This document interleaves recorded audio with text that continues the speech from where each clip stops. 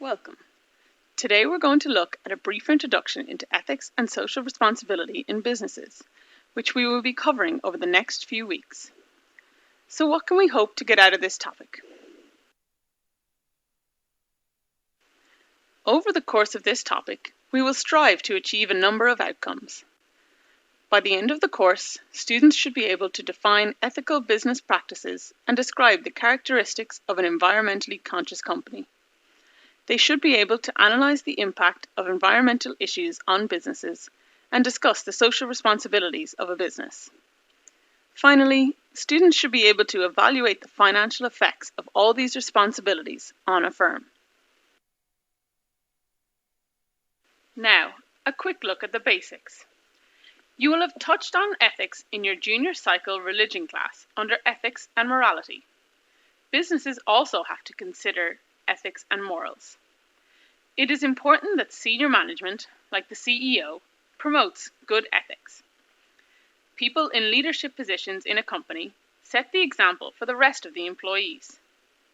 Ethics are also important for the owners of large companies because they usually don't work in the company day to day. They rely on the managers to keep them up to date and informed on the good and bad issues in the company. The owners depend on the managers to be honest and truthful. Corporate social responsibility, or CSR, is the responsibility a company has to its surrounding community. Depending on the company, the impact on the community can be local or wide-ranging. For example, SuperValu has sponsored the Tidy Towns competition for the last number of years. Their sponsorship is prevalent throughout Ireland, helping many communities come together and improve their local areas. On the other side of the coin, Volkswagen unethically tampered with the emissions readings on their cars to falsely show good results. As this is a company that sells cars worldwide, their impact was much further reaching. Businesses can affect a community in different ways. A large factory moving into a rural area would be positive from a social aspect, as it would create many job opportunities. However, this might be at the sacrifice of the environment, as there is a possibility of pollution and additional traffic that would ruin the landscape. Some responsibilities are legally enforced. Companies are restricted in what they allow flow off into the rivers, for example. But many CSR activities undertaken by corporations are elective. Many global corporations have comprehensive CSR programs. Not only do they help the community, but CSR activities can boost the reputation of a company too. So why is it important to study ethics and social responsibility? Firstly, it is included in our curriculum as part of Unit 6.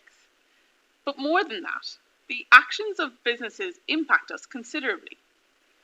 Are they allowing pollutants into the air we breathe, or are they organising fundraisers for the homeless in our area? The environment is also an ever-growing topic in the media. The increased global warming led to the signing of the Paris Agreement, which aims to significantly reduce carbon emissions. This will be an added cost to companies as they strive to comply with the new requirements. Finally, knowing about the ethics of a company can inform our consumer decisions. Many people purposely boycott certain brands due to that brand's immoral actions. Whether it be their lack of consideration for the environment, companies chopping down the rainforest, for example, or the exploitation of people, like companies that use child labour. It is important to be aware of the actions of a company so that you can make an informed decision.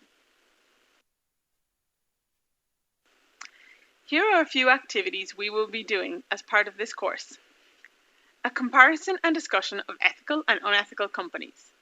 We will consider the amount of money spent on CSR by these firms and discuss the impact on their reputations. We will look a little closer at Nestlé, a company that has a number of reported unethical incidences over the years. Incidences that include child labour, promotion of products that have led to infant deaths, and water pollution violations, to name a few. We will discuss their actions and the moral dilemma of consumers who buy their products. We will also look at an Irish Times article that discusses the impact of the Paris Agreement on Irish businesses.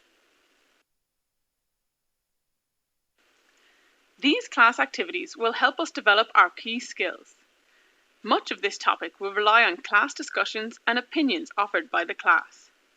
In this way, we will develop our critical and creative thinking skills by debating the different sides of the arguments and fostering our own opinions.